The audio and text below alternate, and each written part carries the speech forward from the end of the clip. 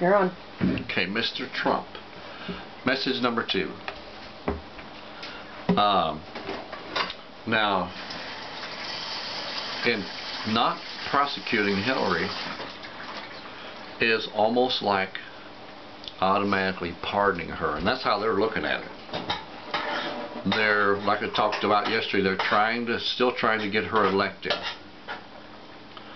The media is running outrageous things about you, causing more policemen to be shot, like the young officer who was writing a ticket out, who someone just walked up next to his window and shot him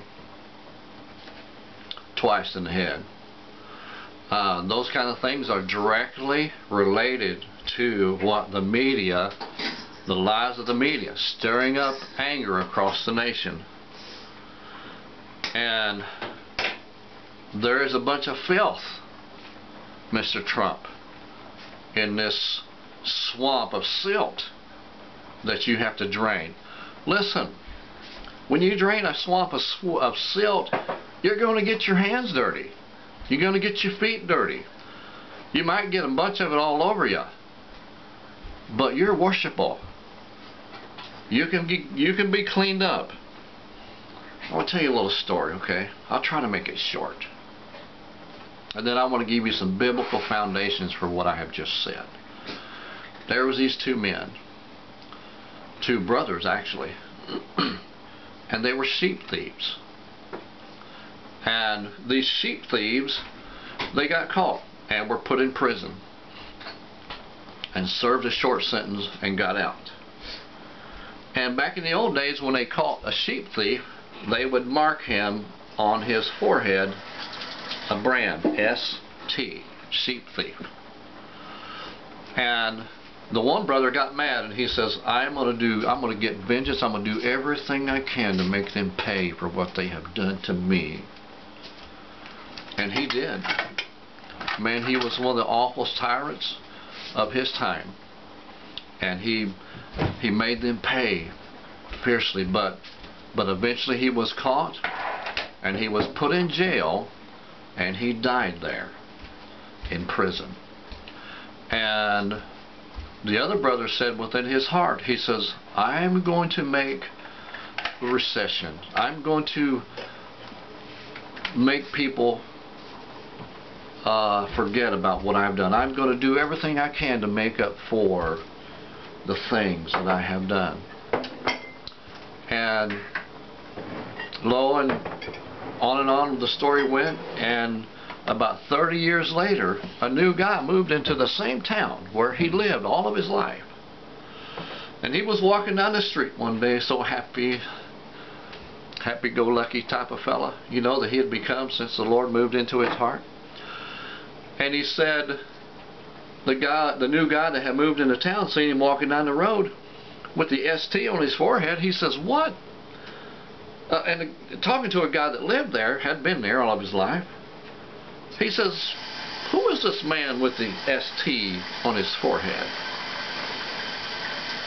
And the guy that lived there goes, you know what, I'm not sure. It's something that happened a long time ago, but I think it has something to do with being a saint.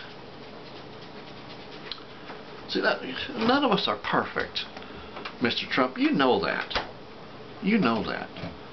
You can turn those things around, but you got to be willing to suffer the consequences of your decision. Only God can make that kind of thing happen in people's lives. Look at this, what it says in 2 John 1 and 10. I want to actually read you a couple different verses here, okay, about deceivers. And this is Hillary and all that she is about. This is Hillary and Obama and all that they are about right here in 2 John 1, starting at verse 7. Beware of deceivers. It says, for many deceivers are entered into the world, who confess not that Jesus Christ is come in the flesh. Muslim. This is, yeah, the Muslim faith doesn't believe that Christ, they believe he's a prophet. But they don't believe that he is literally God's son come in the flesh.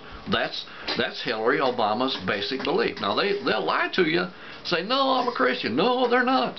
Why? Because their works does not show that they're a Christian. I'll show you that here in just a minute as well, okay? It says, look to yourselves in verse 8, that we lose not those things which we have wrought or worked for. This is King James. But that we receive a full reward. Stay with me now. Whosoever transgresseth and abideth not in the doctrine of Christ hath not God. He that abideth in the doctrine of Christ, he hath both the Father and the Son. Now, I want you to interpret that as saying, him that does the right thing. Because that's who they are. We only know, the only right and wrong we know is the Ten Commandments. Think about that for a minute. That's all we know. Try to come up with something in your head that the Ten Commandments don't cover. Okay, no, so, and okay, now stay with me here on this. If there come any of you and bring not this doctrine, or the righteousness of God, or the thing that we know that is right to do, receive him not into your house, neither bid him Godspeed. See, in not prosecuting Hillary, in their mind, you have bid her Godspeed. You have become a partaker of their deeds. How do I know that? The next verse. For he that abideth him Godspeed is partaker of his evil deed. Okay. Now, I want to take you over to Ephesians 5 and verse 3. It says, but fornication and all uncleanness. Listen, these people are the foundation of what I'm getting ready to read to you here. Fornication, uncleanness, covetous. Let not it be once named among you as become a saint. Meaning those people who are leaders in our society. Neither filthiness, nor foolish talking, nor jesting, Obama the clown, which are not convenient, but rather giving thanks. For this you know, that no whoremonger, nor unclean person, nor covetous man, who is an idolater, hath any inheritance in the kingdom of Christ and of God. Now you said you want to make this a godly country again. You said that we're going to become a Christian country. This is what it's about right here.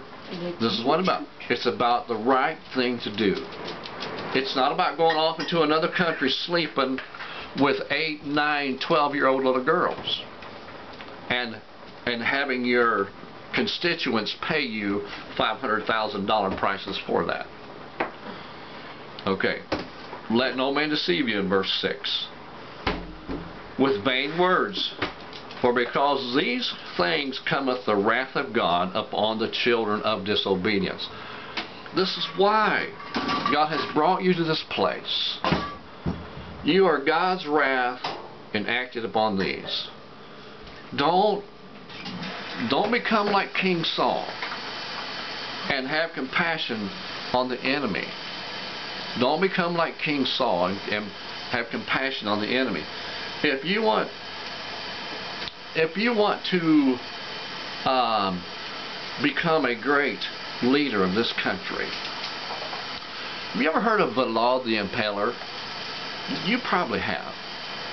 To his enemies, he was the Dracula of his generation. They dared not cross him. They dared not cross him. But there was peace through great strength. How he got his name? He would take his enemies and he would put them on a pole while they were still alive, and he would stake them up outside of the walls of his place where he ruled. I'm not sure how big, if it was actually a city. I think it was. And people dared not They dared not, because of the fierceness of his wrath upon his enemies. I remember a time when they came in, someone came in and they refused to take a headscarf off, or hat, I think it was a hat, before the king. And so he had the hat nailed to the guy's head because he had no respect. That's gross. Now these are gross magnifications of what needs to be done here, Mr. Trump. But these people need to understand that you're going to lead. You can't go back on this. You can't go back on this. Listen what the last verse here says. Be ye not therefore partakers with them. There's a lot of pressure on you right now to join with them, to join in with them, but you can't do it. You can't do it. God has sent you here to drain the swamp, and you have to pull the plug. Hillary's the plug that's holding it all in. That's holding everything together. Hillary's the plug. Now you have a choice right now. You can be God's hero. You can be America's hero right now.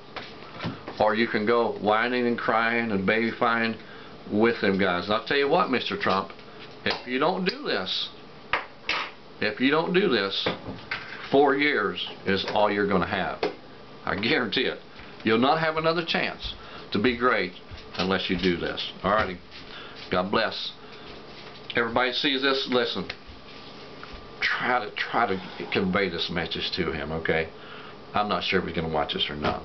See you next time. Another great message, Crossing the Middle Ministry.